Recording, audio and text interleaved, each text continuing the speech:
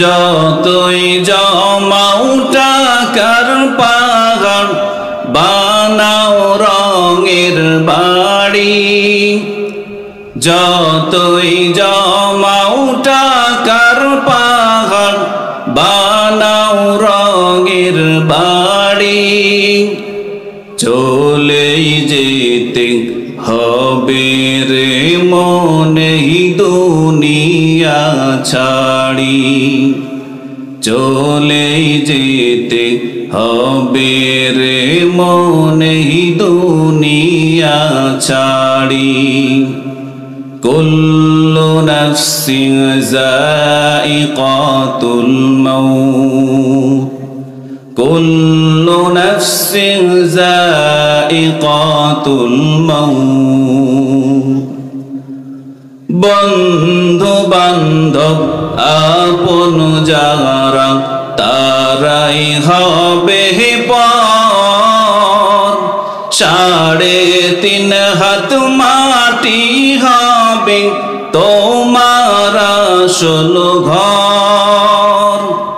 বন্ধু বান্ধব আপন যারা তারাই হবে পর, 3.5 হাত মাটি হবে তোমার আসল ঘর।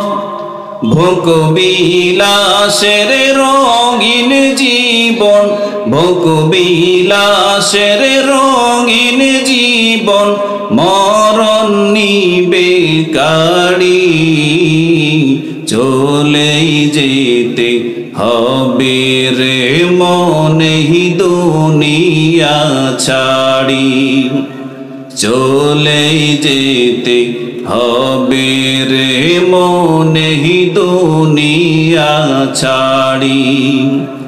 যতই জমাও টাকার পাহাড় বানাও রঙের বাড়ি, যতই জমাও টাকার পাহাড় বানাও রঙের বাড়ি, চলেই যেতে হবে রে মনে দুনিয়া ছাড়ি, চলেই যেতে হবে রে মনে দুনিয়া ছাড়ি।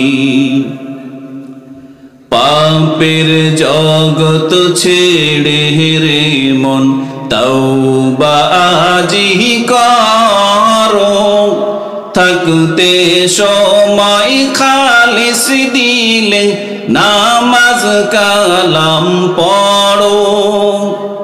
পাপের জগৎ ছেড়ে রে মন তওবা আজি করো, থাকতে সময় খালিস দিলে নামাজ কালাম পড়ো।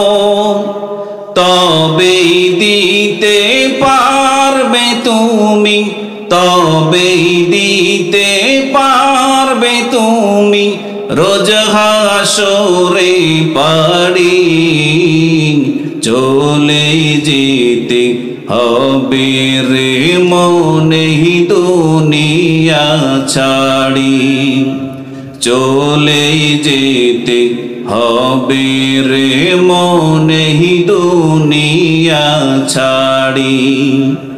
যতই জমাও টাকার পাহাড় বানাও রঙের বাড়ি, যতই জমাও টাকার পাহাড় বানাও রঙের বাড়ি, চলেই যেতে হবে রে মনে দুনিয়া ছাড়ি, চলেই যেতে হবে রে মনে দুনিয়া ছাড়ি।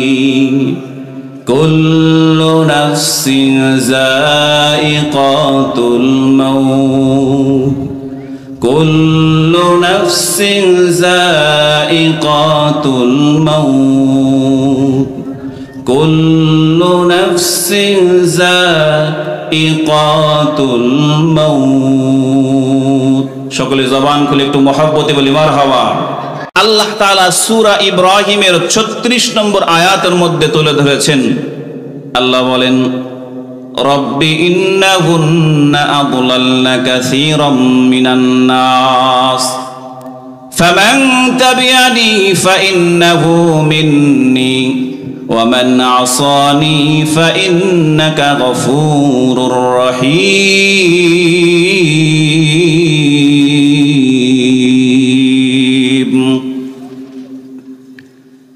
ইব্রাহিম পয়গম্বর নিজের বাবা এবং নিজের উম্মতের জন্য আল্লাহর কাছে দুইটা হাত তুলে দোয়া করে, ওগো আল্লাহ, আমার উম্মতের মধ্যে অনেক মানুষ তো শিরকের মধ্যে লিপ্ত হয়ে গেছে।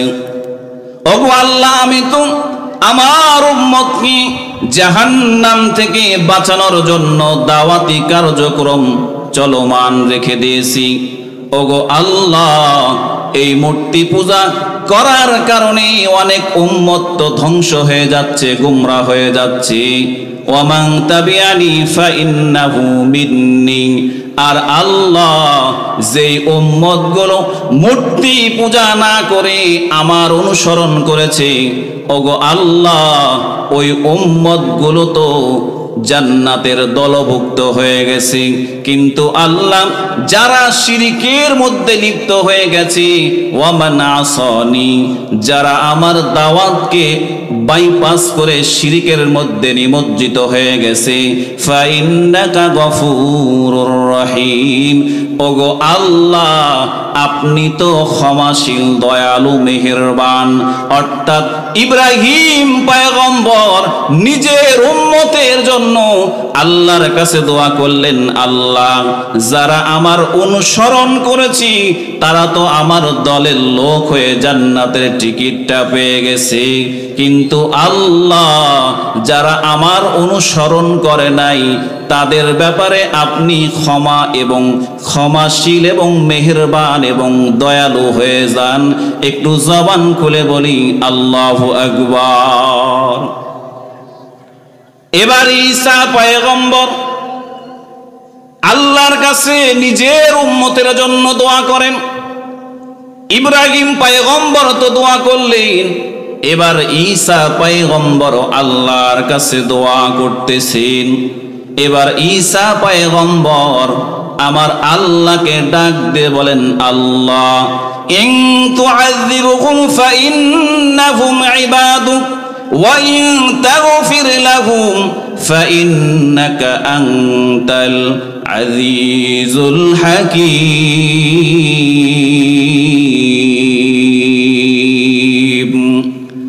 ইকালাগামে জিন্দা কোরআনে হাকীম তাকাসারতা আনহু আফহামুর রিজালিন বাখা কোরআন কালামুল্লাহ বশনুদ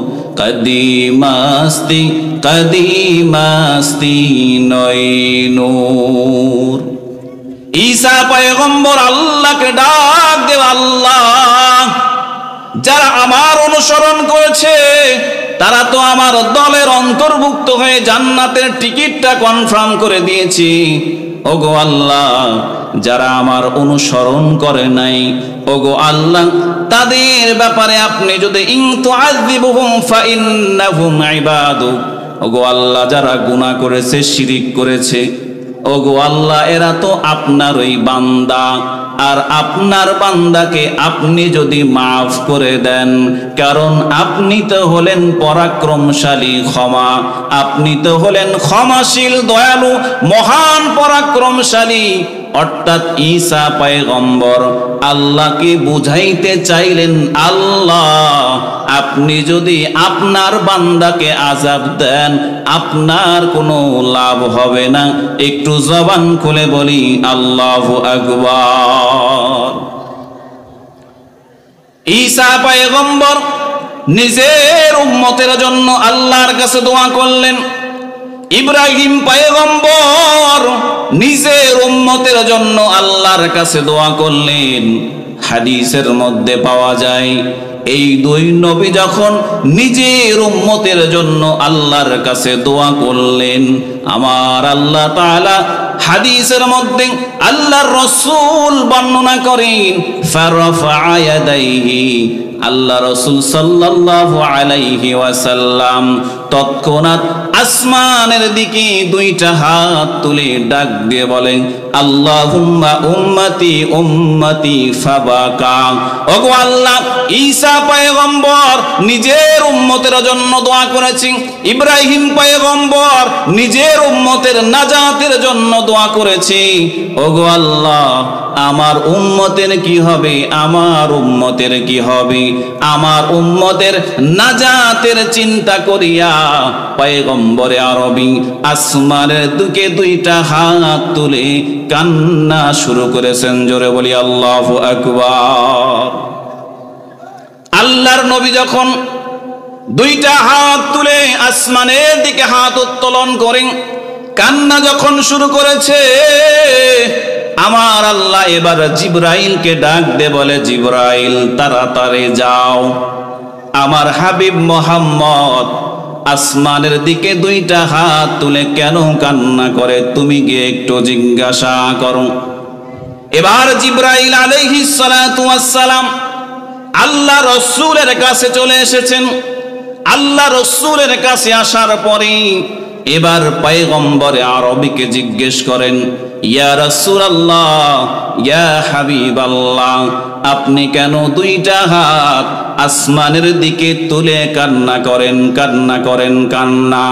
জিবরাইল যখন প্রশ্ন করেছেন, আমার হাবিব, আপনার আমার প্রিয় নবী মুহাম্মাদুর রাসূলুল্লাহ সাল্লাল্লাহু আলাইহি ওয়াসাল্লাম বলে, ভাই জিবরাইল, ঈসা পয়গম্বর নিজের উম্মতের নাজাতের জন্য আল্লাহর কাছে দোয়া করেছে, ইব্রাহিম পয়গম্বর নিজের উম্মতের নাজাতের জন্য আল্লাহর কাছে দোয়া করেছি। ওগো জিবরাইল ভাই, আমার উম্মতের নাজাতের কি হবে? আমার খোলাগাছি, আমার কেশরহাট, মোহনপুর, রাজশাহীর উম্মতের গুলোর কি হবে? গুনাহগার উম্মত গুলো কোথায় যাবে? আমার গুনাহগার উম্মত গুলো কিভাবে নাজাত পাবে? আমার উম্মতের নাজাতের জন্য আমার আল্লাহর কাছে দুইটা হাত তুলে কান্না করতেছি, জবান খুলে বলি আল্লাহু আকবার। এবার জিবরাইল পয়গম্বরের কাছ থেকে আল্লাহর কাছে রওনা দিলেন। আল্লাহর কাছে যাওয়ার পরে বলে, ওগো আল্লাহ, আপনার হাবিব তো নিজের জন্য কান্না করে না, আপনার হাবিব কান্না করে তার উম্মতের নাজাতের জন্য। আপনার হাবিব উম্মতের নাজাতের জন্য দুইটা হাত তুলে ইয়া উম্মতি, ইয়া উম্মতি, ওগো আল্লাহ, আমার উম্মতের কি হবে, আমার উম্মতের কি হবে? ওগো আল্লাহ, আপনার হাবিব নিজের জন্য নয়, বরং গুনাহগার উম্মতের জন্য কান্না করে। এবার আমার আল্লাহ জিবরাইলকে জানায় দিল, জিবরাইল যাও, আমার হাবিবকে শোনায় দাও, ইন্না সানুরদিকা ফি উম্মতিকা ওয়ালা নাসুক। এবার জিবরাইল পয়গম্বর আল্লাহ রাসূলের কাছে এসে বলেন, ওগো পয়গম্বর, আপনি আপনার উম্মতের নাজাতের জন্য কান্না করতেছিলেন, আল্লাহ তাআলা উম্মতের নাজাতের ফয়সালা আরশে আজিম থেকে দিয়ে দিয়েছেন। জবান খুলে বলি আল্লাহু আকবার। আল্লাহর হাবিব বলেন, জিবরাইল, কি নাজাতের ফয়সালা একটু শোনায় দাও। এবার আল্লাহ রব্বুল আলামিনের পক্ষ থেকে জিবরাইল শোনায় দিলেন, পয়গম্বর, ইন্না সানুরদিকা ফি উম্মতিকা ওয়ালা নাসুক।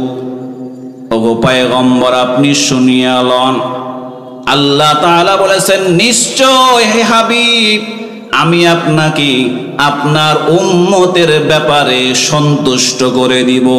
আপনার একটাও উম্মতের বিষয়ে আমি আল্লাহ আমার হাবিব মুহাম্মদকে কষ্ট দিব না। জবান খুলে বলেন আল্লাহু আকবার। ও কলিজার টুকরা যুবক ভাইয়েরা আমার, ও যুবতী বোনেরা আমার, ও মুরব্বী বাবাজিরা আমার আপনার পয়গম্বর আপনার আমার নাজাতের জন্য কত কষ্ট করেছেন। এই জন্য তো আমার আপনার পয়গম্বর কি আমার আল্লাহ তাআলা ঘোষণা দেয়, ওয়ামা আরসালনাকা ইল্লা রাহমাতাল লিল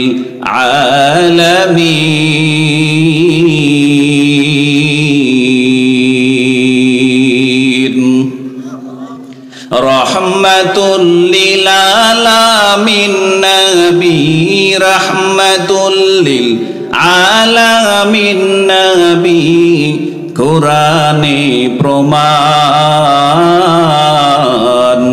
আশিক বিনে কে বুঝিবে আমার দয়ার নবীর শান, উম্মত বিনে কে বুঝিবে আমার দয়ার নবীর শান। রাহমাতুল লিল আলামিন নবী, রাহমাতুল লিল আলামিন নবী, কোরআনে প্রমাণ। আশিক বিনে কে বুঝিবে আমার দয়ার নবীর শান, উম্মত বিনে কে বুঝিবে আমার দয়ার নবীর শান। নবী আমার মদিনারি বুলবুল, আমার আল্লাহ ভালোবেসে নামটি দিলেন মুহাম্মদ রাসূল। নবী আমার মদিনারি বুলবুল, আমার আল্লাহ প্রেম করিয়া নামটি দিলেন হাবিবে রাসূল। ওই নবীকে ভুল বুঝিলে, ওই নবীকে না মানিলে থাকবে না ঈমান। আশিক বিনে কে বুঝিবে আমার দয়ার নবীর শান, উম্মত বিনে কে বুঝিবে আমার দয়ার নবীর শান। রাহমাতুল লিল আলামিন নবী, রাহমাতুল লিল আলামিন নবী, কোরআনে প্রমাণ। আশিক বিনে কে বুঝিবে আমার দয়ার নবীর শান, উম্মত বিনে কে বুঝিবে আমার দয়ার নবীর শান। ও মুসলমান দরদি ভাইরা আমার, আমার আল্লাহ তাআলা পয়গম্বর আরবী কি সারা পৃথিবীর সৃষ্টি জগতের জন্য রহমত হিসেবে প্রেরণ করেছেন। সেই রহমতের মায়ার নবী আমার আপনার আমার জন্য কত দরদ আর ভালোবাসা দেখাইছেন। সেই মায়ার নবীর ভালোবাসার বর্ণনা যদি, উম্মতের প্রতি নবীর কত ভালোবাসা, উম্মতের প্রতি নবীর কত দরদ, এই আলোচনা যদি সারা রাত করা যায়, সারা দিন করা যায়, সারা বছর করা যায়, উম্মতের প্রতি নবীর কেমন ভালোবাসা, এই ভালোবাসা বর্ণনা করাও শেষ করা যাবে না। জবান খুলে বলি আল্লাহু আকবার। মুসলিম শরীফের 199 নম্বর হাদিস, পয়গম্বর আরবী মুহাম্মদুর রাসূলুল্লাহ, জবান খুলে বলি সাল্লাল্লাহু আলাইহি ওয়াসাল্লাম। একটু যুবক ভাইরা আমার দিলের কান লাগাইয়া শুনো। ও মুরব্বি বাবাজি, সারা জীবন নবীর কথা শুনলা কিন্তু বুঝলা না নবী তোমাকে আমাকে কেমন ভালোবেসেছে। ওই মদিনাওয়ালা তোমার আমার জন্য কত প্রেম আর ভালোবাসা বহিঃপ্রকাশ করেছে।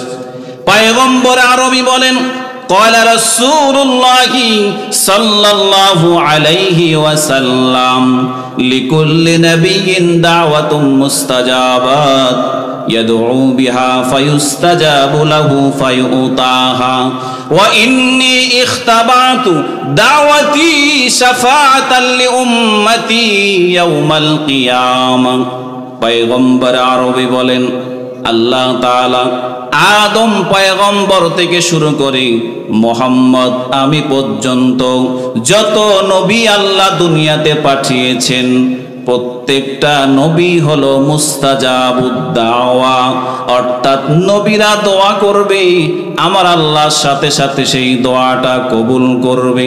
পয়গম্বর আরবি বলেন কিন্তু প্রত্যেকটা নবীকে আমার আল্লাহ তাআলা একটা করে স্পেশাল দোয়া দিয়েছেন, একটা বিশেষ দোয়া দিয়েছেন, যেই দোয়াটা প্রত্যেকটা নবীকে একটা করে দেওয়া হয়েছে। আল্লাহর রাসূল বলেন আদম পয়গম্বর থেকে ঈসা পয়গম্বর পর্যন্ত প্রত্যেকটা নবী তাদের স্পেশাল দোয়াটাকে ব্যবহার করে ফেলেছে। প্রত্যেকটা পয়গম্বর ও স্পেশাল দোয়াটা কি নিজের উম্মতের জন্য ব্যবহার করে ফেলেছে, আর বাকি নাই। আল্লাহর রাসূল বলেন ওয়া ইন্নী ইখতাবাতু দাওয়াতি শাফাআতাল লিউম্মতি ইয়াউমাল কিয়ামা। ও খোলাগাছের মুসলমান যুবক ও যুবতী বোনেরা আমার, কেমন মায়ার নবী তুমি আমি পেয়েছি। পয়গম্বর আরবি বলেন সমস্ত নবীরা ওই স্পেশাল দোয়াটার ব্যবহার করে ফেলেছি, কিন্তু আমি মায়ার নবী ওই স্পেশাল দোয়াটা আমি দুনিয়াতে করি নাই। কেমন মায়ার নবী খেয়াল করেন, ওই স্পেশাল দোয়াটা পয়গম্বর রাহমাতাল লিল আলামিন তায়েফের ময়দানে রক্তাক্ত হয়েছে। যেই তায়েফের ময়দানে যদি মুসলমান আজকেও তুমি যদি যাও তায়েফের গোল চত্বরে তাকাই দেখবা খেজুরের গাছ দিয়ে এখনো চিহ্নিত করা আছে। যেই খেজুরের গাছ দিয়ে চিহ্নিত করা গোল জায়গায় মায়ার নবী রাহমাতাল লিল আলামিনের শরীরের রক্ত মোবারক পড়েছে। যেই রক্তে মোবারকের দাগ তায়েফের জমিনে এখনো রয়েছে। জবান খুলে বলি আল্লাহু আকবার। তায়েফের জমিনে মায়ার নবী রক্তাক্ত হওয়ার পরেও যেই নবীকে এমন রক্তাক্ত করেছে, মা আয়েশা রাদিয়াল্লাহু তাআলা আনহা বলেন ওগো মায়ার নবী আপনার জীবনে একটা কষ্টের বর্ণনা দেন, যে কষ্টটা আপনি পেয়েছিলেন। ওগো নবী আপনার যুদ্ধের ময়দানে আপনার দন্দান মোবারক শহীদ হয়ে গেছিল, আপনার মাথার মধ্যে কড়া ঢুকে গেছিল। ওগো মায়ার নবী সেই দিনকে আপনি কষ্ট বেশি পেয়েছিলেন। মায়ার নবী রাহমাতাল লিল আলামিন বলে আয়েশা রে ওই দিন আমি কষ্ট বেশি পাই নাই, যে কষ্টটা আমি তায়েফের ময়দানে পেয়েছি। তায়েফের ছোট্ট ছোট্ট বাচ্চারা আমাকে পাগল মনে করে পাথর দিয়ে মেরেছে, রক্তাক্ত করেছে। ওই তায়েফের ময়দানে আমার নবীর রক্তের দাগ এখনো পড়ে আছে। ও যুবক ভাইয়েরা আমার, ও যুবতী বোনেরা আমার, কাকে তোমরা আদর্শ বানাও, কাকে তোমরা মডেল বানাও, কাকে তোমরা ফলো করো? দুনিয়ার নায়ক আর গায়ককে তোমরা ফলো করো, তার মতো চুল রাখো, তার মতো সাজগুজ করো। মেসির আইডল বানাইয়া মেসির জার্সিটা গায়ে জড়াইছো, নেইমার রে আইডল বানাইয়া দাঁড়ানো আমার পক্ষে সম্ভব নয়। তোমরা ঈসা পয়গম্বরের কাছে চলে যাও। ও খোলাগাছের মুসলমান ভাইয়েরা আমার, সবাই ঈসা পয়গম্বরের কাছে চলে যাবি। ঈসা পয়গম্বরকে গিয়ে বলবে নবী গো হাসরের ময়দানের ভয়াবহতা আর সহ্য করতে পারি না, মাথার কাছে সূর্য জমিনটা তামা হয়ে গেছি, এত কষ্টের জিন্দেগি, এত কষ্টের মুহূর্ত আমরা সহ্য করতে পারি না। একটু আল্লাহকে ডাক দেব, আল্লাহ আপনি একটু বিচার শুরু করে দেন। ঈসা পয়গম্বর ডাক দিয়ে বলবে ও উম্মতের দলেরা, আজকে আমার আল্লাহ কখারিয়ত প্রকাশ করবেন। আজকে আল্লাহর সামনে সামনে দাঁড়ানোর কারো সাহস নাই, কারো সাহস নাই। আল্লাহর সামনে যদি একজন দাঁড়াইতে পারে, ওইটা হলো মায়ার নবী, রহমাতাল লিল আলামিন, ইমামুল মুরসালিন। জবান খুলে বলেন মুহাম্মাদুর রাসূলুল্লাহ সাল্লাল্লাহু আলাইহি ওয়াসাল্লাম। হাদিসের মধ্যে পাওয়া যায় সব মানুষগুলো আল্লাহর নবীর কাছে রওনা দিবি। আল্লাহর নবী পয়গম্বর আরবি মাকামে মাহমুদের মধ্যে থাকবেন সিজদায় পড়ে। ওই সময় মায়ার নবী নিজের জন্য আল্লাহর কাছে কিছু চাইবে না। মায়ার নবী রহমাতাল লিল আলামিন সিজদার মধ্যে পড়িয়া উম্মতের নাজাতের জন্য কান্না করবে, কান্না। মাকামে মাহমুদের মধ্যে পয়গম্বর আরবি যখন চোখের পানি ফেলে সিজদার মধ্যে কান্না করবি, আমার আল্লাহ তাআলা আরশে আজিম থেকে ডাক দে বলে, পয়গম্বর হাবিব আমার, সালতুতা সালতুতা। ওগো পয়গম্বর মাথা উঠান, সিজদা থেকে মাথাটা তোলেন, আর আমার কাছে আপনার জবান দিয়ে চান, যা চাইবেন আমি আল্লাহ আজকে আপনাকে তাই দিয়ে দিব। জবান খুলে বলি আল্লাহু আকবার। ইমামুল আউয়ালিন ওয়াল আখিরিন ভর সদকা রহমাতাল লিল আলামিন সাইয়্যিদুল কাউনাইন খাতুমুল মুরসালিন আখিরামত বুয়াদ ফখরুল আউয়ালিন শুধু ওয়াজুদাস রহমাতাল লিল আলামিন মসজিদে ও শুধু হামারু এ জমিন। একটু জবান খুলে মোহাব্বতে বলি আল্লাহু আকবার। পয়গম্বর আরবি, মদিনার পয়গম্বর আল্লাহ নবী বলেন, হাসরের ময়দানে যখন আমার উম্মতগুলো নাজাতের জন্য ছুটতে থাকবে, ছুটতে থাকবে, পয়গম্বর আরবি বলেন, তায়েফের ময়দানে কত কষ্ট পেয়েছি। কাবার পাশে যখন নামাজের মধ্যে দাঁড়াইছি, আবু জাহেলের সাঙ্গ পাঙ্গগুলো উটের নাড়ি ভুড়ি নিয়ে আসে আমার মাথার উপরে চেপে দিয়েছে, আমার নিঃশ্বাসটা বন্ধ হয়ে যায় এমন অবস্থা। শিয়াবে আবু তালেবের মধ্যে 3 বছর নবীকে গৃহবন্দী করে রাখা হয়েছে। কত কষ্ট মায়ার নবী সহ্য করেছি। মায়ার নবী এরপরও স্পেশাল দোয়াটা ব্যবহার করেন নাই। আল্লাহ রাসূল বলেন, ইন্নী ইখতাবাতু দাওয়াতি শাফাআতাল লি উম্মতি ইয়াউমাল কিয়ামা। আমার গুনাহগার উম্মতগুলো যখন হাসরের ময়দানে এদিকে ওদিকে ছুটতে থাকবেন নাজাতের জন্য, পয়গম্বর বলেন, ইন দা মিন টাইম আমি আমার ওই স্পেশাল দোয়াটাকে ব্যবহার করি, আমার গুনাহগার উম্মতের নাজাতের ব্যবস্থা করে দিব। জবান খুলে বলি আলহামদুলিল্লাহ। মুসলমান ভাইয়েরা আমার, তাহলে বুঝেন পয়গম্বর আরবি মুহাম্মাদুর রাসূলুল্লাহ সাল্লাল্লাহু আলাইহি ওয়াসাল্লাম আমার মতো আপনার মতো গুনাহগার উম্মতকে মায়ার নবী কত ভালোবেসেছে। নবীর জিন্দেগিতে শুধু উম্মতের প্রতি ভালোবাসা। এত ভালোবাসার ঘটনা যদি আপনি মুযাকারা করেন, আপনি শোনেন, আপনার দিলের মধ্যে নবীর প্রেম, হুব্বে নবী জাগ্রত হবে। বলে সারাদিন লাইলি আর মজনু একে অপরের গল্প শুনি, কিতাবের মধ্যে পাওয়া যায়। লাইলির কুকুর যখন মজনুর কাছে আসে, কুকুরের গা মুছে মুছে চুমা খায়। লোকেরা বলে, পাগল মজনু দেখেছো কুকুরে চুমু খায়। লাইলির কুকুরে চুমু খাওয়ার দৃশ্য যখন মানুষ দেখি, মজনু বলে, তোমরা বুঝলা না, তোমরা প্রেম বুঝলা না। বলে এই কুকুরটা কোনো সাধারণ কুকুর নয়, বলে এই কুকুরটা হলো আমার লাইলির সঙ্গে থাকে, বলে আমার লাইলির গন্ধ, আমার লাইলির শরীরের ঘ্রাণ আর পরশে কুকুরের কাছে আসি, বলে এই জন্য আমি কুকুরেও চুমা খাই। চিন্তা করেন মহব্বত আর ভালোবাসা কত গভীরে গেলে এই কাজটা করতে পারে। ওগো মায়ার নবী রহমাতাল লিল আলামিনের প্রেম আর ভালোবাসা যখন ও যুবক তোমার দিলের মধ্যে ঢুকে যাবে, তোমার গলার মধ্যে অস্ত্র লাগানো হবে, এরপর যুবক তুমি কখনো দাড়িতে ব্লেড লাগাইতে পারবা না। যখন তোমার দিলের মধ্যে নবীর মহব্বত আর প্রেম ভালোবাসা ঢুকে যাবে, তোমার মাথার টুপিটা আর কখনো নামবে না, তোমার গায়ের মধ্যে শার্ট আর টি শার্ট লাগবে না, তোমার গায়ের মধ্যে সুন্নতি জুব্বা লেগে যাবে। ও যুবক ভাইরা আমার, আল্লাহ রাসূল উম্মতকে কেমন ভালোবাসেছেন ইবনে খুজাইমার ৮০ নম্বর হাদিসের মধ্যে পাওয়া যায়।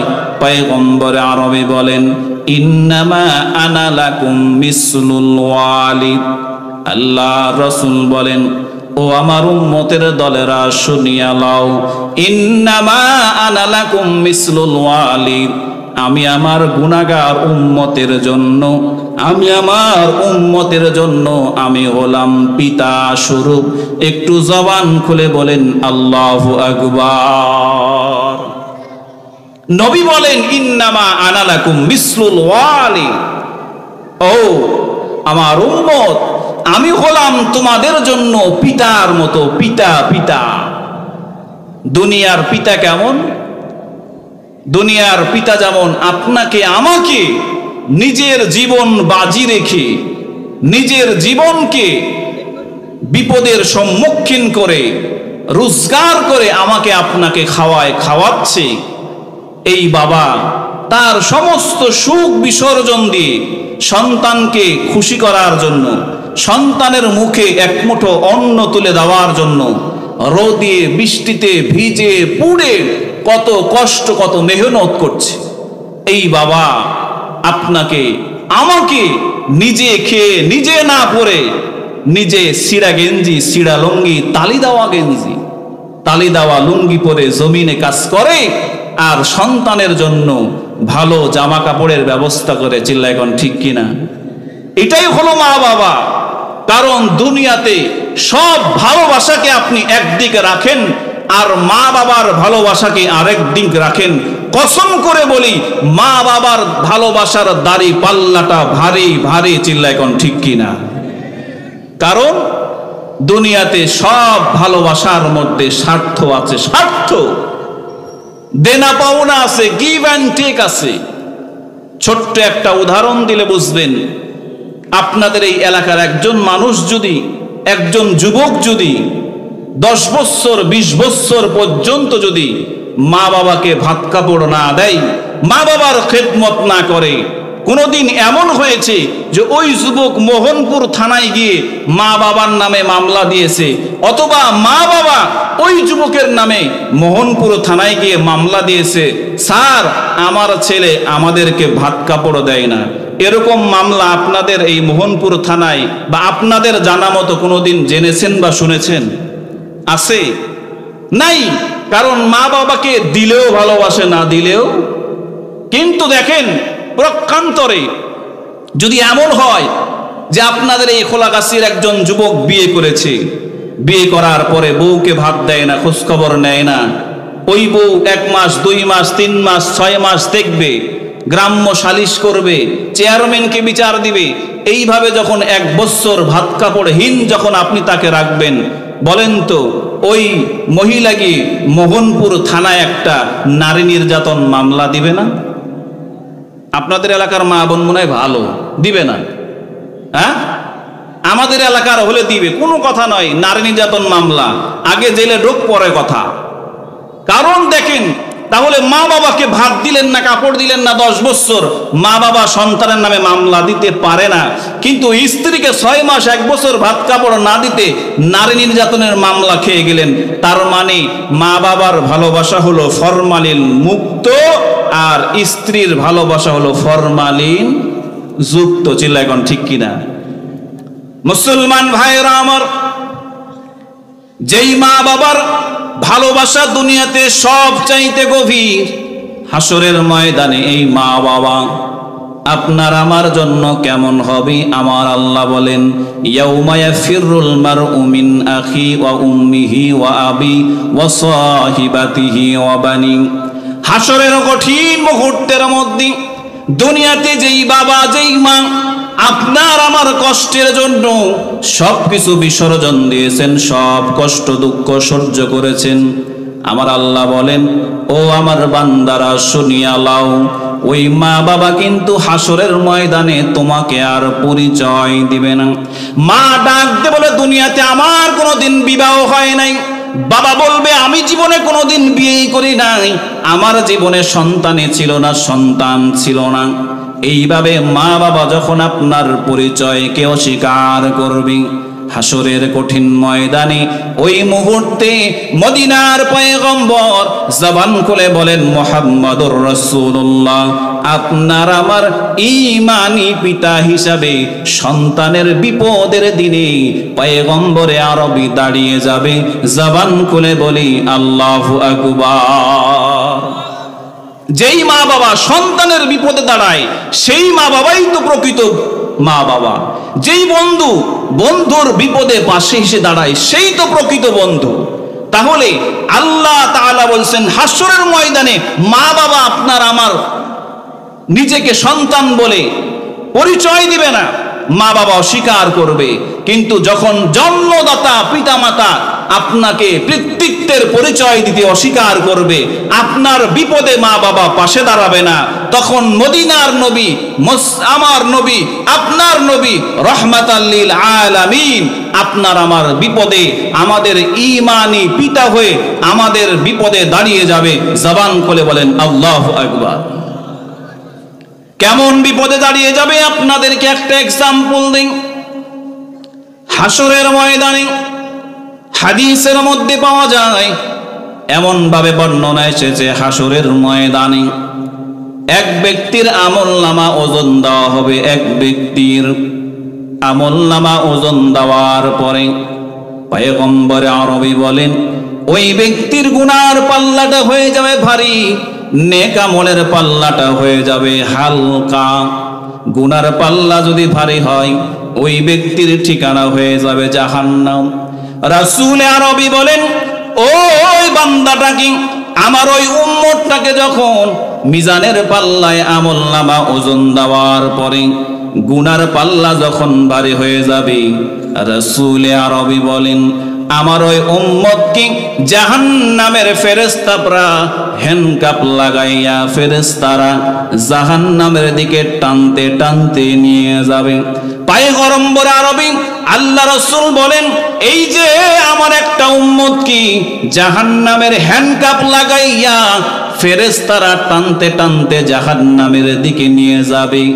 বলে এই দৃশ্যটা আদম পয়গম্বর নিজে দাঁড়িয়ে থাকে দেখবেন। জবান খুলে বলি আল্লাহু আকবার। আদম পয়গম্বর দেখতেছেন সামনে একজন মুহাম্মদের উম্মতকে আযাবের ফেরেশতারা টেনে টেনে জাহান্নামের দিকে নিয়ে যায়। আল্লাহর রাসূল বলেন, ইন দা মিন টাইম হযরত আদম পয়গম্বর হাসরের কঠিন ময়দানে ইয়া মুহাম্মদ বলে একটা চিৎকার মেরে দিবেন। ইয়া মুহাম্মদ, ও মুহাম্মদ সন্তান আমার, কোথায় তুমি?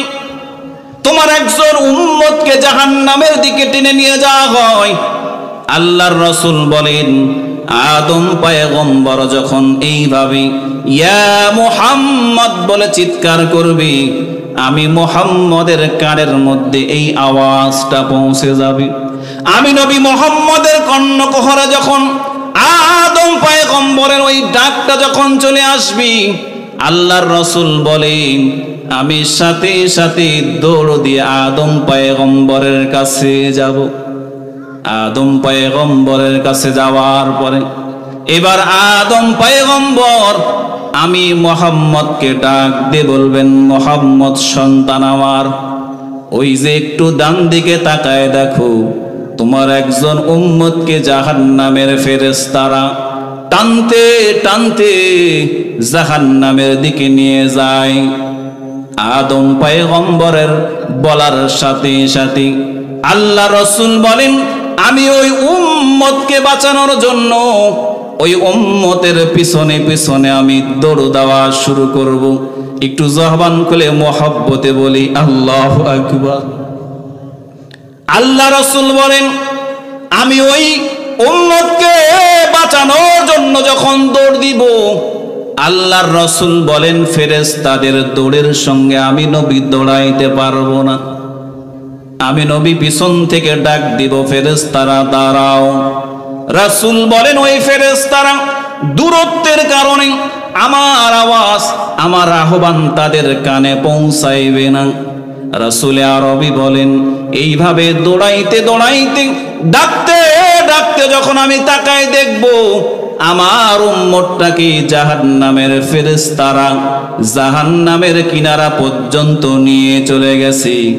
আল্লাহ রাসূল বলেন, ইন দা মিন টাইম আমি পয়গম্বর আমার বাম হাতটা দাড়ির মধ্যে দিয়ে ডান হাতটা আরশে আজিমের দিকে তুলিয়া আমি আল্লাহকে বলবো, আল্লাহ আপনি আমাকে বলেছিলেন ইন্না সানুরদিকা ফি উম্মতিকা ওয়ালা নাসু।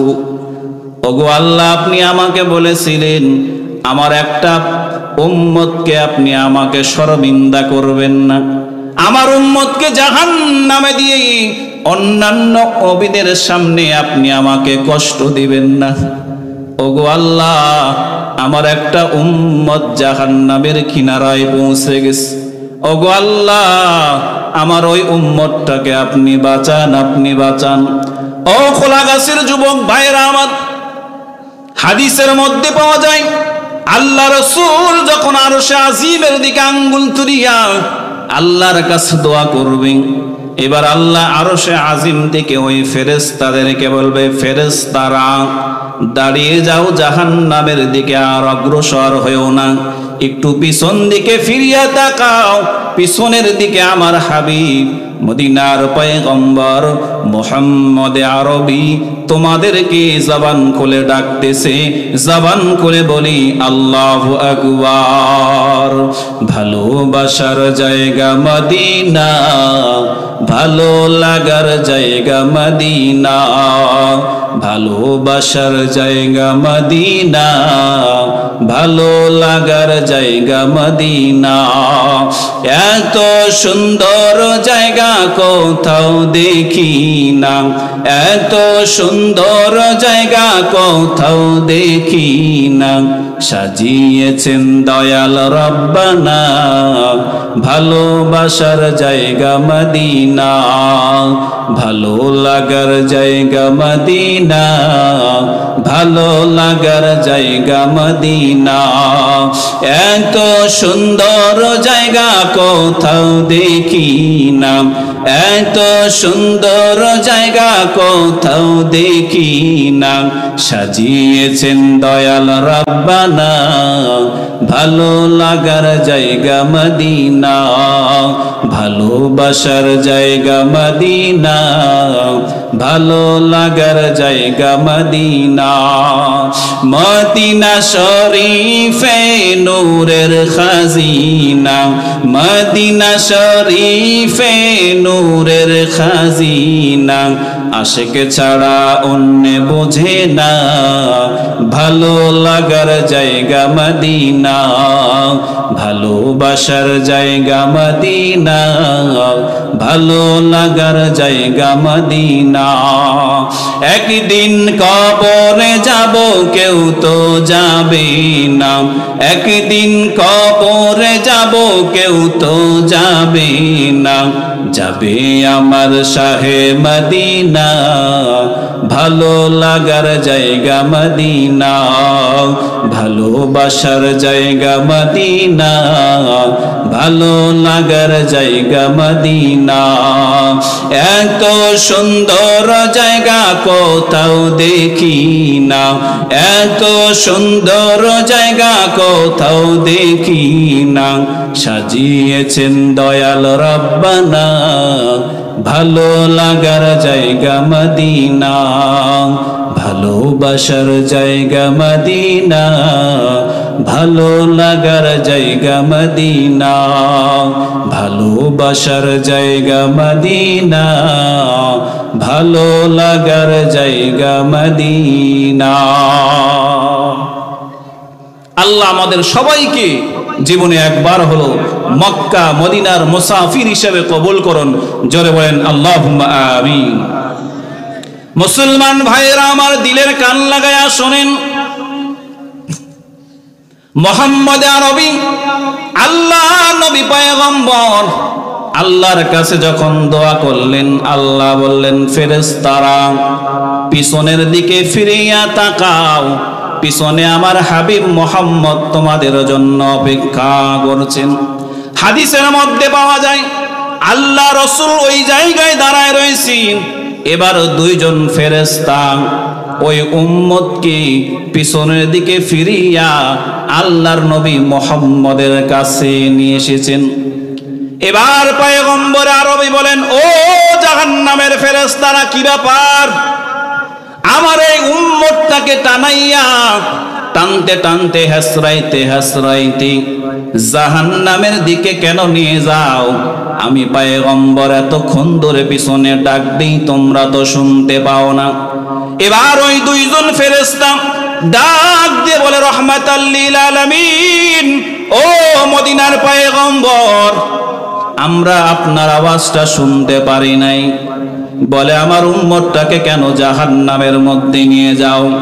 এবার দুইজন ফেরেশতা ডাক দিয়ে বলতেছে, পয়গম্বর, আপনার উম্মতের আমলনামাগুলো ওজন দিয়েছি, ওজন দেওয়ার পরে আপনার উম্মতের নেক আমলের পাল্লাটা হয়ে গেছে হালকা, গুনার পাল্লাটা হয়ে গেছে ভারী। বুঝে থাকলে বলুন, গুনার পাল্লা যদি ভারী হয়, নেক আমলের পাল্লা যদি হালকা হয়, ওই বান্দার ঠিকানা কোথায় হয়? ওই বান্দার ঠিকানা তো জাহান্নাম, জাহান্নাম। এবার পয়গম্বর আরবি বলেন, ও ফেরেশতারা, বুঝতে পেরেছি আমার উম্মতের গুনার পাল্লাটা ভারী হয়ে গেছে, কিন্তু আমি তোমাদেরকে আবার বলবো, আমার চোখের সামনে আমার উম্মতের জন্য আবার মিজান কায়েম করো। আমি নবীর সামনে আমার উম্মতের নেক আমল আর বদ আমলটা আবার ওজন দাও।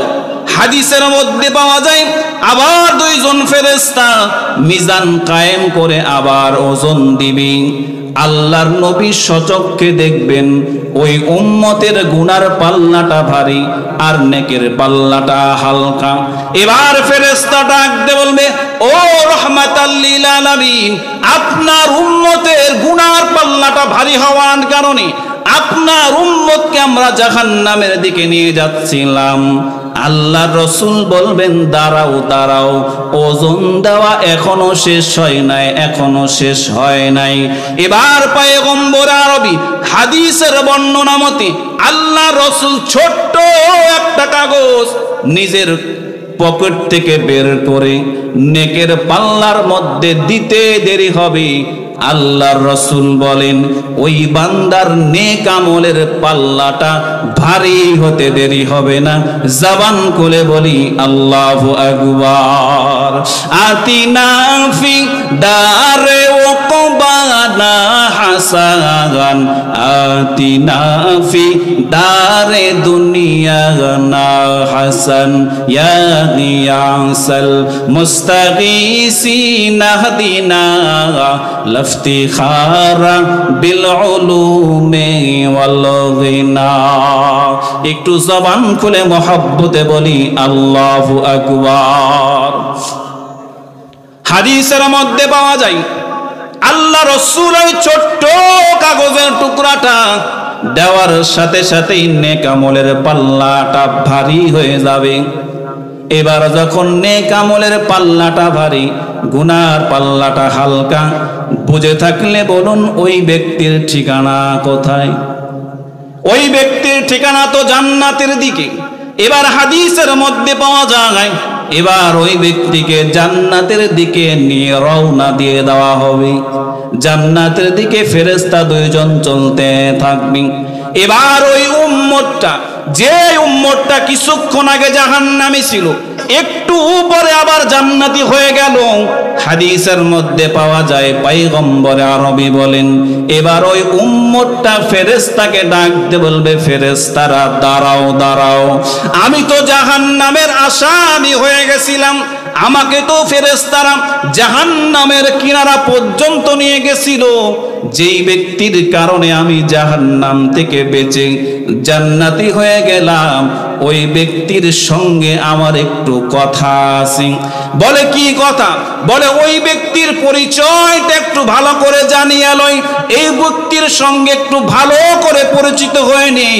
এবার আল্লাহর রাসূল ডাক দিয়ে বলবে, গুনাহগার উম্মত রে, আমি তো তোর মদিনার পয়গম্বর রহমাতাল লিল আলামিন, আমি তো তোর মায়ার নবী, আমি তো উম্মতের দরদি নবী। এবার ওই উম্মত ডাক দিয়ে বলবে, ইয়া রাসূলুল্লাহ, আমি তো জাহান্নামের আসামি হয়ে গেছিলাম, আপনি আমাকে জান্নাতের বান্দা বানায় দিলেন।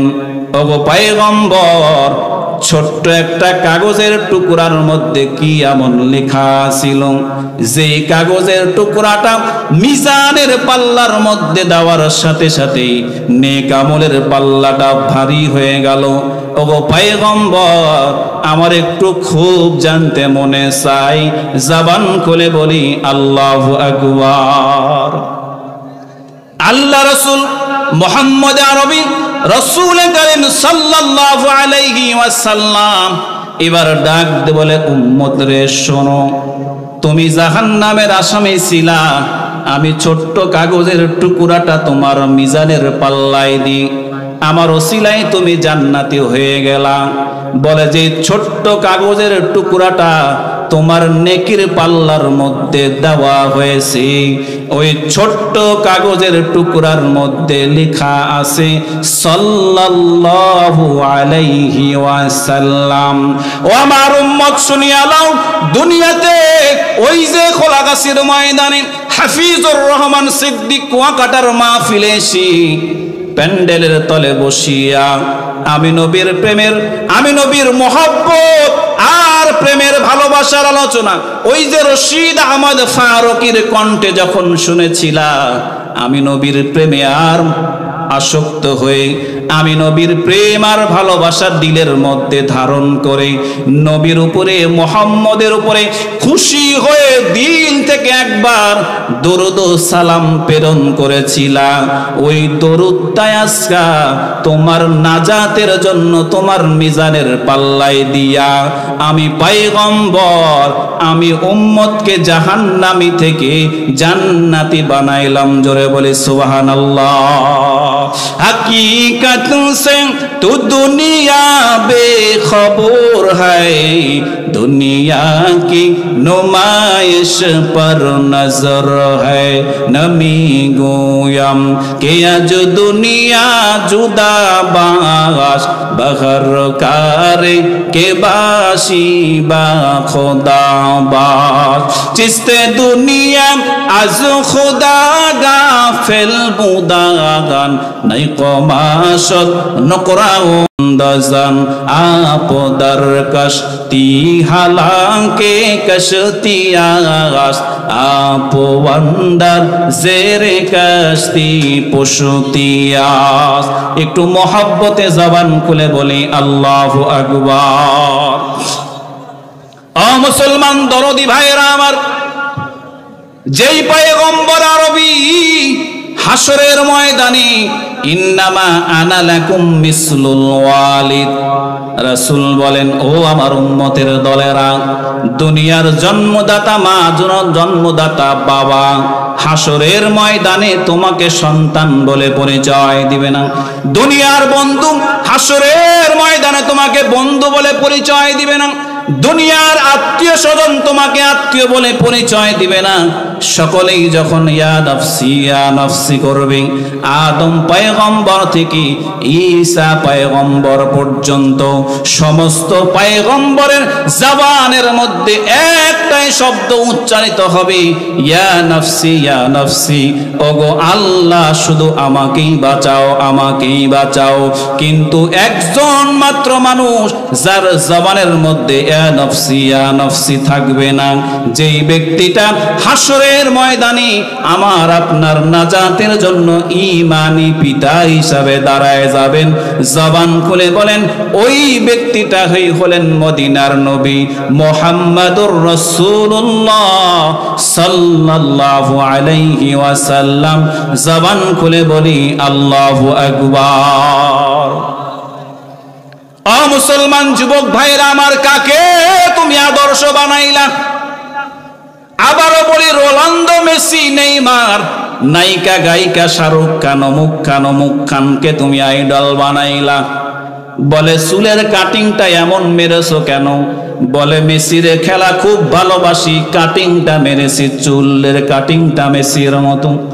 বলে দুই সাইডে চুল নাই, মাঝখানে বান্দরের মতো চুল কেন?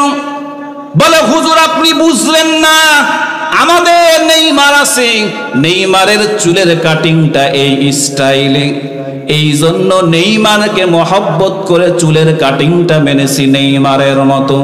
বলে এই জামাটা এইভাবে পরেছো কেন? প্যান্ট ছিঁড়া কেন? প্যান্ট ফুটা কেন?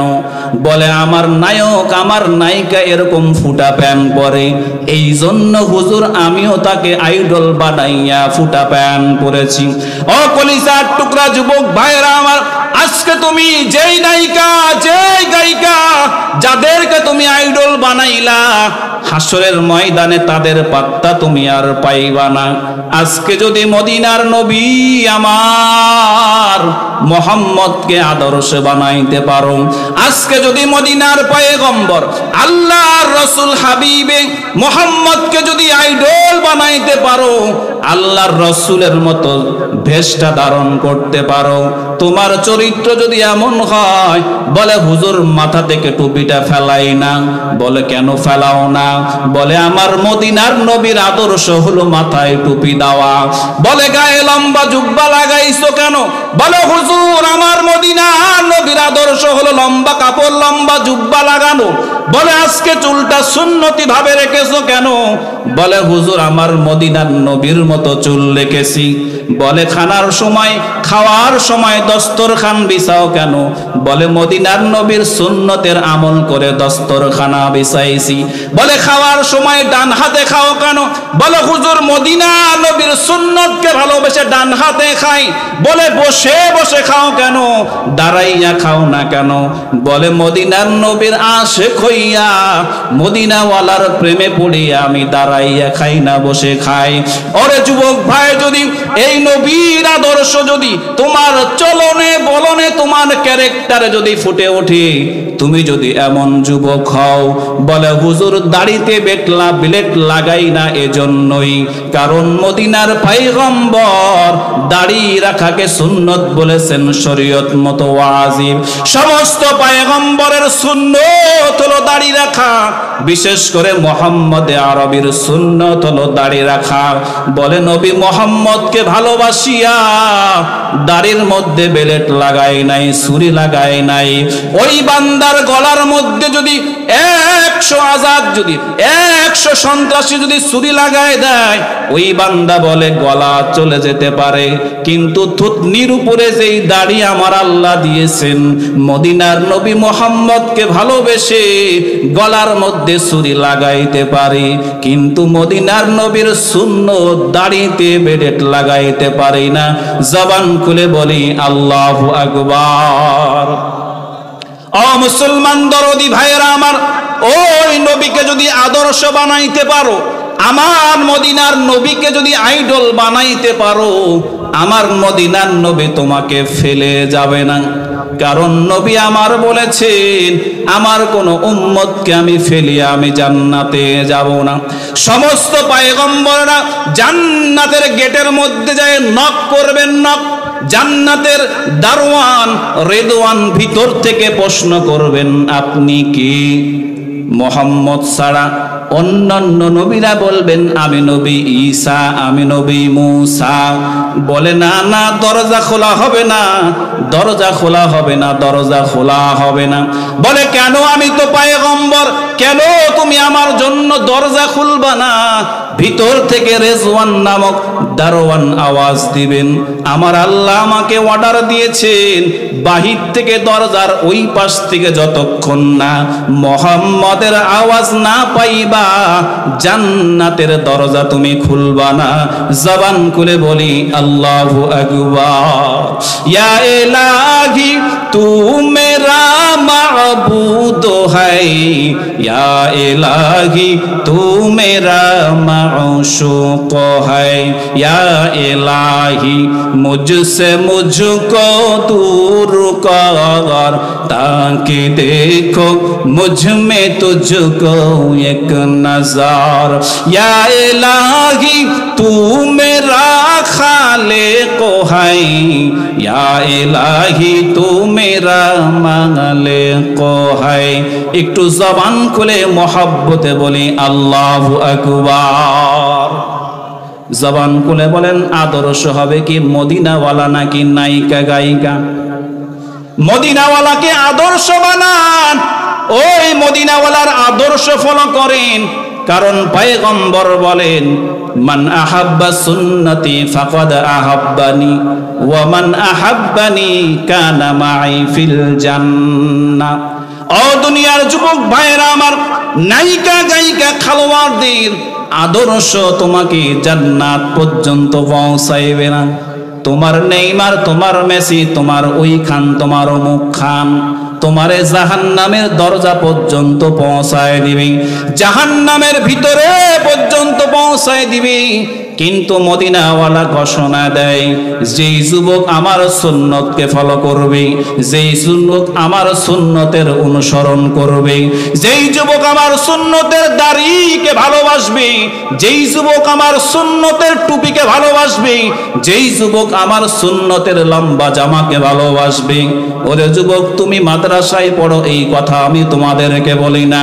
তুমি স্কুলে পড়ো, তুমি ভার্সিটিতে পড়ো, তুমি ব্যারিস্টার হও, উকিল হও, পুলিশ হও, ব্যারিস্টার হও, যাই হও, কিন্তু মদিনাওয়ালার আদর্শে যদি আদর্শিত হতে পারো, পয়গম্বর বলেন আমার আদর্শকে যে ফলো করবে সে যেন আমি নবীকে মহব্বত করলো আর ভালোবাসলো। আর আমি নবীকে যেই ব্যক্তি মহব্বত করবে, আমি নবী মুহাম্মদ জান্নাত পর্যন্ত তাকে পৌঁছায় দিব। জবান খুলে বলি আল্লাহু আকবার। সমস্ত পয়গম্বর জান্নাতের গেটে চলে যাবেন, জান্নাতের গেট থেকে বলা হবে মুহাম্মদ না আসলে গেটটা খোলা হবে না।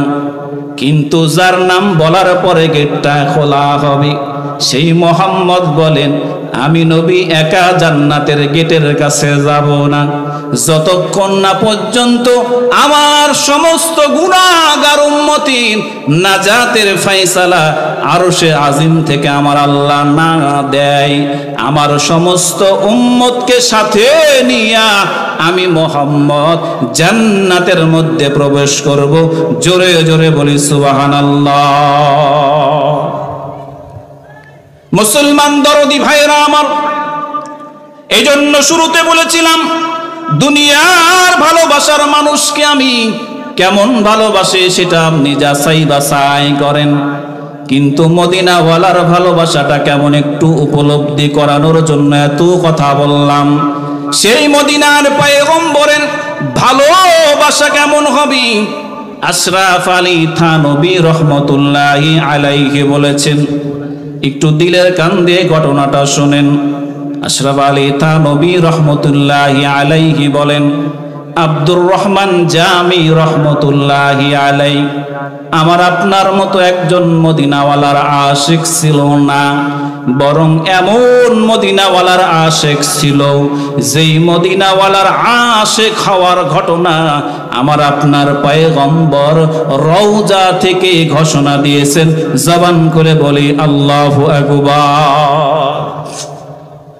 আব্দুর রহমান জামি রহমতুল্লাহি আলাইহি উনি মক্কাতে আছেন, মক্কা থেকে মদিনায় যাবেন। সচরাচর আমাদের হাজী সাহেবেরা মক্কা থেকে উমরা করে হজ করে এরপরে মদিনায় যায়। আল্লাহ যদি কবুল করেন ইনশাআল্লাহ আজকে শনিবার, আগামী সোমবার ইনশাআল্লাহ আমি গুনাহগার দ্বিতীয়বারের মতো মক্কা মদিনার মুসাফির হব। আল্লাহ তাআলা আমাদের সকলকে জীবনে একাধিকবার না হোক কমপক্ষে একবার যেন মদিনার মুসাফির হওয়ার তৌফিক দান করেন। একটু জবান খুলে বলেন আল্লাহুম্মা আমিন। তো আব্দুর রহমান জামি রহমতুল্লাহি আলাইহি উনি মক্কা থেকে মদিনায় আগামীকাল যাবেন। এই দিক দিয়ে মক্কার যে গভর্নর, তাকে আল্লাহ রসুল স্বপ্নে দেখিয়েছেন, মক্কার গভর্নর আগামীকাল আমার একজন আশেক আব্দুর রহমান জামি মদিনায় আসবে, তুমি তাকে মদিনায় আসতে দিবা না। শুধুমাত্র গভর্নর এই স্বপ্নটাই দেখেছেন। কিতাবে এসেছে পরের দিন সকালবেলা গভর্নর ঘোষণা দিল, এই হাজী সাহেবের দলেরা, আব্দুর রহমান জামি নামক কোনো ব্যক্তি থাকলে সে ব্যক্তি মক্কা থেকেই বাড়ির দিকে রওনা দিবেন, সে যেন আর মদিনায় না যায়। ঘোষণা দিয়ে দিলেন। আব্দুর রহমান জামি রহমতুল্লাহি আলাইহি চিন্তায় পড়ে গেলেন, কি বলে আমি হজ শেষ করে মদিনার কাছে যাব, আমার হাবিবের কাছে, আমার নবীর কাছে যাব, আমার মাহবুবের কাছে যাব, আমার মাশুকের কাছে যাব, আর মদিনার গভর্নর নিষেধ করলেন। পরের দিন উনি আবার মদিনার দিকে রওনা দেওয়া শুরু করছেন। গভর্নর আবার রাসূলকে স্বপ্ন দেখলেন। আল্লাহর রাসূল আবার গভর্নরকে বললেন, এই গভর্নর, গতকালকে না নিষেধ করেছিল আব্দুর রহমান জামি যেন আমার মদিনায় না আসে, সে তো অলরেডি মদিনার দিকে রওনা দিয়েছে, তাকে তুমি আটকাও। আব্দুর রহমান জামি রহমতুল্লাহি আলাইহিকে গভর্নর তার বাহিনী দিয়ে আটকে মক্কাতেই রেখে দিল, বলে আপনি মদিনায় যেতে পারবেন না। মুসলমান দরদি ভাইয়েরা আমার, কেমন নবীর আশিক আব্দুর রহমান জামি রহমতুল্লাহি আলাইহি দুইবার গভর্নরের ঘোষণা শোনার পরে আব্দুর রহমান জামি রহমতুল্লাহি আলাইহি কাবার পাশে বসিয়া কান্না করেন। বলে, আমার দীর্ঘদিনের আকাঙ্ক্ষা, আমার মনের চাহিদা, আমি মদিনায় যাব, আমি রাসূলের রওজার সামনে গিয়ে সালাম দিব, আমি মসজিদে নববীতে গিয়ে নামাজ পড়ব, আমি নামাজ আদায় করব, আমি মদিনার মুসাফির হব, আমি মদিনার অলিতে গলিতে ঘুরব, যেই রাস্তায় আমার হাবিব ঘুরেছে আমি ওই রাস্তায় ঘোরাফেরা করব, নবীর পরশ নিব। আব্দুর রহমান জামি মাতাফের মধ্যে বসিয়া বসিয়া কান্না করে, আর সিদ্ধান্ত নিয়েছি গভর্নর যতই আমাকে নিষেধ করুক আমি মদিনায় গিয়েই ছাড়ব। তৃতীয় দিন যখন আবার চিন্তা করলেন, সোজা পথে তো আমি মদিনায় যেতে পারবো না, আব্দুর রহমান জামি একটা কৌশল অবলম্বন করলেন। কিতাবের মধ্যে পাওয়া যায় আব্দুর রহমান জামি রহমতুল্লাহি আলাইহি একটা কাফেলার সঙ্গে যোগাযোগ করলেন। ওই কাফেলার ভাইদেরকে বললেন, ভাইরা, আপনাদের উটের উপরে আর নিচে যেই সামানাগুলো আছে, যেই বস্তাগুলো আছে, বলে আপনাদের বস্তার মধ্যে একটা বস্তায় আমাকে বেঁধে ফেলে আপনাদের সামানার সঙ্গে আমাকে একটু মদিনা পর্যন্ত পৌঁছায় দিবেন। জবান করে বলি আল্লাহু আকবার। মদিনা যাইতে পারলাম না, মদিনা দেখতে পারলাম না, মদিনা যাইতে পারলাম না, মদিনা দেখতে পারলাম না। আমি অসহায় তাই এত দূরে রই, আমি অসহায় তাই এত দূরে রই, শুধু সালাম জানাই মদিনা, যাইতে পারলাম না মদিনা, দেখতে পারলাম না। আব্দুর রহমান জামি রহমতুল্লাহি আলাইহি কাফেলার সামানার মধ্যে বস্তার মধ্যে প্যাকেট হইয়া আব্দুর রহমান জামি রহমতুল্লাহি আলাইহি মক্কা থেকে মদিনার দিকে রওনা করেছেন কাফেলার সঙ্গে। এই দিক দিয়ে মায়ার নবী রাহমাতাল লিল আলামিন গভর্নরকে স্বপ্নে দেখাইলেন, গভর্নর রে, তোমাকে বললাম আব্দুর রহমান জামিকে একটু আটকানোর জন্য, আব্দুর রহমান জামি যেন মদিনায় আসতে না পারে, একটু তাকে বারণ করো, নিষেধ করো। এবার গভর্নর সকালবেলা দ্রুত করে বাহিনী পাঠিয়ে দিয়েছে, তাড়াতাড়ি চিরনে অভিযান লাগায় দাও। আব্দুর রহমান জামিকে দুইবার নিষেধ করার পরেও আব্দুর রহমান জামি কেন মদিনার দিকে রওনা দিয়েছি। চিরনি অভিযান চালানো হলো, তল্লাশি চালানোর পরে তাকায় দেখা গেল আব্দুর রহমান জামি সামানার মধ্যে বস্তার মধ্যে প্যাকেট হয়ে চুপ করে আছে, আর আমার মায়ার নবীর উপর দরুদ সালাম প্রেরণ করে। সৈন্যরা ধরিয়া সুন্দর করে গভর্নরের কাছে নিয়ে গেছেন। এবার গভর্নর একটু রূঢ় ব্যবহার করলো, ছাড়িয়ে দিল। গভর্নর বলেন, ও আব্দুর রহমান জামি, তোমাকে তো আমি নিষেধ করেছিলাম তুমি যেন মদিনায় না যাও, তোমাকে 3 বার নিষেধ করার পরে তুমি কেন মদিনার দিকে রওনা দিয়েছো? তাড়াতাড়ি বাহিনীকে বললেন, আব্দুর রহমান জামিকে জেলখানার মধ্যে আবদ্ধ করো। আব্দুর রহমান জামি রহমতুল্লাহি আলাইহি জেলখানার মধ্যে ভরে দেওয়া হলো, জেলবন্দি করে দেওয়া হলো। এই দিক দিয়ে মদিনার নবী মুহাম্মদুর রাসূলুল্লাহ সাল্লাল্লাহু আলাইহি ওয়াসাল্লাম এবার গভর্নরকে স্বপ্নের মধ্যে দেখাইয়া বলেন, ও গভর্নর, তোমাকে তো বলেছিলাম আব্দুর রহমান জামি যেন মদিনায় আসতে না পারে, তুমি তো সেটা না করিয়া আমার আশিককে তুমি জেলখানার বন্দি বানাইয়া দিলা। ওরে গভর্নর, তুমি কি জানো আমি আব্দুর রহমান জামি কি আমার মদিনায় কেন আসতে বলেছি জানো নি রে গভর্নর? কারণ আব্দুর রহমান জামি এমন একটা কবিতা রচনা করেছি, ওই কবিতাটা যদি আমার রওজার সামনে দাঁড়াইয়া আব্দুর রহমান জামি পাঠ করে, ওই কবিতার পাওয়ারটা এই পরিমাণ হবে, আমি নবী রওজা থেকে আমার হাতটা বাহির করে আব্দুর রহমান জামির সঙ্গে মুসাফাহা করতে বাধ্য হব। জবান খুলে বলি আল্লাহু আকবার। আল্লাহ রাসূল বলেন, ও গভর্নর, তুমি কি জানো আব্দুর রহমান জামি এমন কবিতা রচনা করেছি যেই কবিতার জন্য আমি হাতটা বাহির করতে বাধ্য হব, আর আমি যদি হাত বাহির করি সেটা হবে কিয়ামতের আগে। আমি যদি হাত বাহির করি কিয়ামত কায়েম হয়ে যাবে, এটা তো সম্ভব নয়, এটা তো সম্ভব নয়। এজন্য আমি তোমাকে বলেছিলাম আব্দুর রহমান জামি যেন মদিনায় না আসে। তুমি আব্দুর রহমান জামির সঙ্গে যে আচরণ করেছো, মদিনার আশিকের সঙ্গে যে আচরণ করেছো, তাড়াতাড়ি আমার আশিকের কাছে মাপ চেয়ে নাও, ক্ষমা চেয়ে নাও। ও আব্দুর রহমান জামি এত সুন্দর কবিতা লিখেছে। আব্দুর রহমান জামি কবিতার মধ্যে লিখে যে মাহাজুরি বরামদ জানে আলম, যে মাহাজুরি বরামদ জানে আলম, তারাহম ইয়া নবী আল্লাহ তারাহম না আখির রাহমাতাল লিল আলামিন, না আখির রাহমাতাল লিল আলামিন, যে মাহরুমা চিরাগা ফেলনশিনী বরু আওয়ার সারাজ বুরদে আমানি, কে রুয়ে তুসতে সুবহে জিন্দেগানি। একটু জবান খুলে বলেন আল্লাহু আকবার।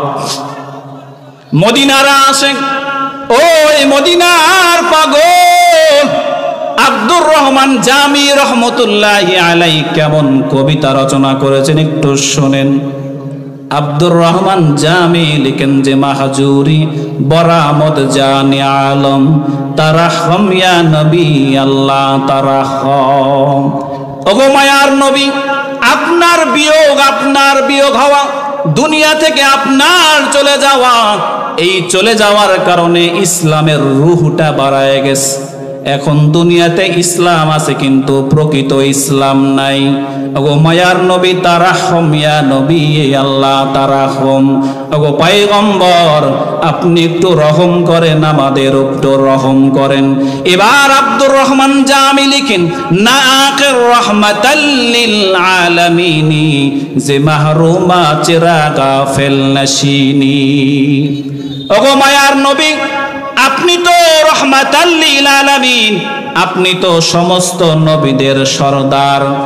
উম্মতের দুরবস্থায় আপনি এই রওজার মধ্যে শুয়ে আছেন, আর দুনিয়াতে আপনার উম্মতগুলো গোমরা হয়ে পথভ্রষ্ট হয়ে যাচ্ছে। আবার আব্দুর রহমান জামি রহমতুল্লাহি আলাইহি লিখেন বরু আওয়ার সারাসপুর দে আমানি কে রুয়ে তুসেতে সুবহে জিন্দেগানি। ওগো পয়গম্বর, ইয়েমেনের যে চাদর দিয়ে আপনি মুড়ায় শুয়ে আছেন, ওই চাদর থেকে একটু বের হয়ে আসেন, আপনার চেহারা মোবারকটা একটু বের করেন, যার কারণে ইসলাম তার রূহটাকে ফিরে পাবে। একটু জবান খুলে বলেন আল্লাহু আকবার। কিতাবে এসেছে আব্দুর রহমান জামি রহমতুল্লাহি আলাইহি যে কথাগুলো নবীর শানে বলেছেন, এটা সাধারণ কোনো নবী প্রেমের কথা নয়, বরং যারা উচ্চ পর্যায়ের আশিক নবী হয়, এই উচ্চ পর্যায়ের আশিক যখন হয় তখন এই কথাগুলো বলে। আব্দুর রহমান জামি রহমতুল্লাহি আলাইহি সারা পৃথিবীতে নবীর মদিনার কেমন প্রেম, উটের মধ্যে কষ্ট করে 1 মাস 1.5 মাসের সফর, মদিনায় আমাকে যেতেই হবে, এই তামান্না, এই বাসনা আব্দুর রহমান জামি রহমতুল্লাহি আলাইহির দিলে ছিল।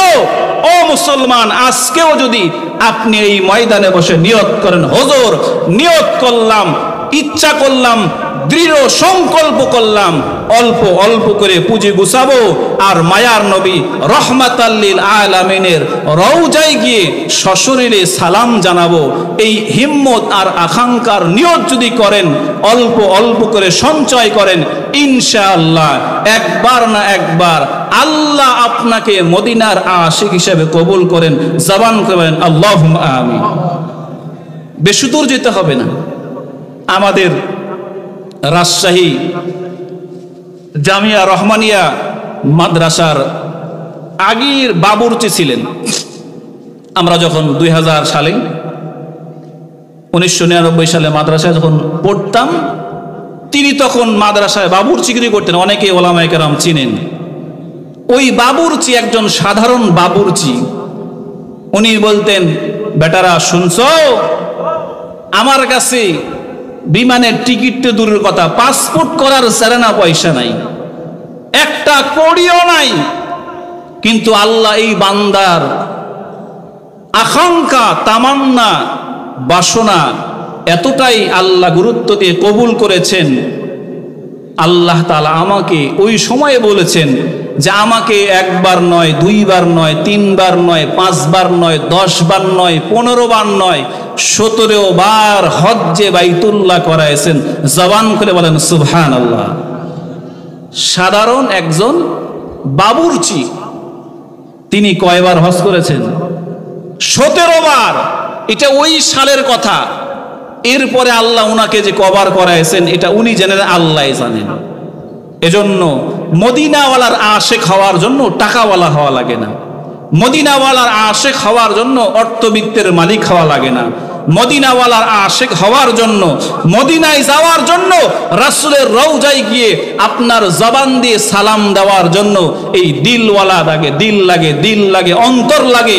যেই অন্তরে নবী মুহাম্মদুর রাসূলুল্লাহ সাল্লাল্লাহু আলাইহি ওয়াসাল্লামের প্রেম আর ভালোবাসায় পরিপূর্ণ থাকবে, এই প্রেম আর ভালোবাসায় পরিপূর্ণওয়ালা দিল থেকে যখন নিয়ত করবেন, আকাঙ্ক্ষা করবেন, বাসনা করবেন, দেখবেন আল্লাহ আপনাকে কিভাবে মদিনার মুসাফির বানায় দিবে, আপনি টেরও পাবেন না। বলে সুবহানাল্লাহ।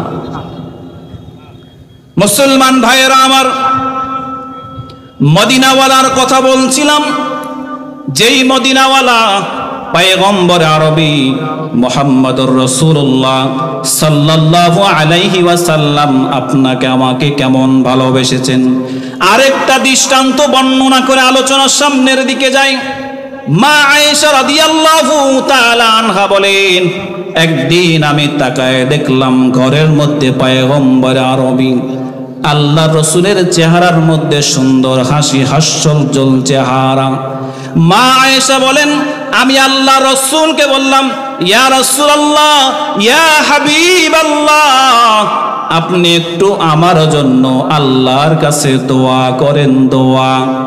মা আয়েশা রাদিয়াল্লাহু তাআলা আনহা বলেন, আমি যখন আমার স্বামী আল্লাহ রসুলকে যখন বললাম, ইয়া রাসূলুল্লাহ, আমার জন্য একটু আল্লাহর কাছে দোয়া করেন, মা আয়েশা রাদিয়াল্লাহু তাআলা আনহা বলেন, আল্লাহ রসুল আমার জন্য এত সুন্দর করে আল্লাহর কাছে দোয়া করলেন।